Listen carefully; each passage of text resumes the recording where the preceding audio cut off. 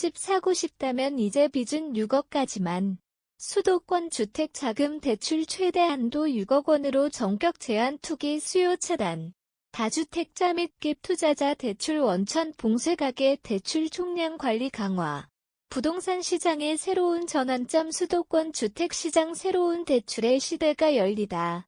정부가 과열된 수도권 주택시장을 진정시키기 위해 아주 강력한 주택담보대출 규제 카드를 꺼내들었다.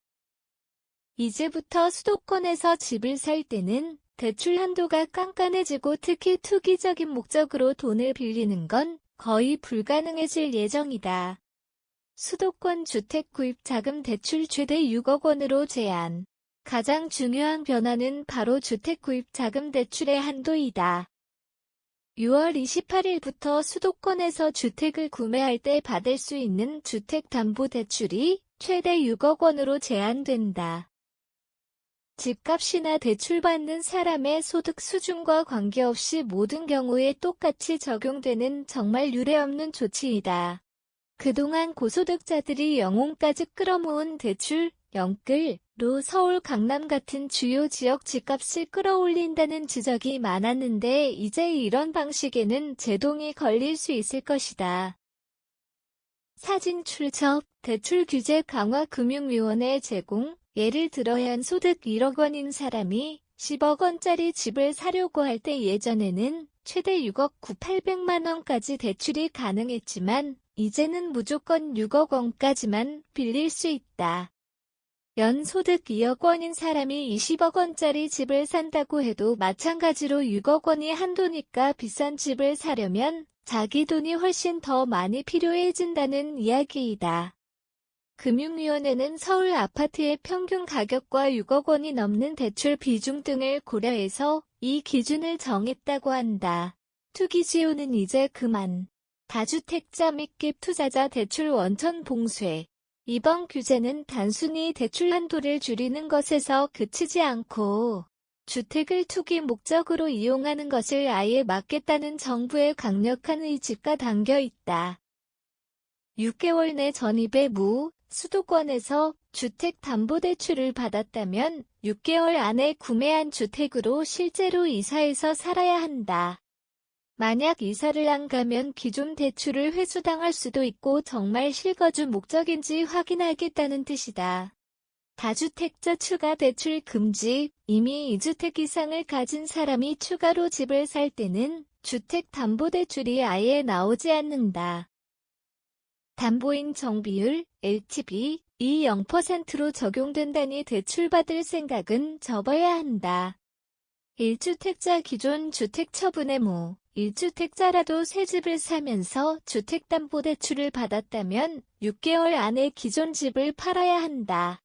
이것도 안 지키면 대출이 회수될 수 있다. 전세보증금 활용 대출 금지. 집을 살 때 전세보증금을 이용해서 매매 대금이나 분양장금을 내는 100/ 이전 조건부 100/도 이제는 완전히 금지된다. 갭 투자 방식도 이제는 어려워질 것 같다. 이런 조치들은 실수요가 아닌 투기적 목적으로 집을 사고 파는 행위를 막고 주택시장을 정말 필요한 사람들이 집을 사는 곳으로 만들겠다는 정부의 의지를 보여주는 것이다.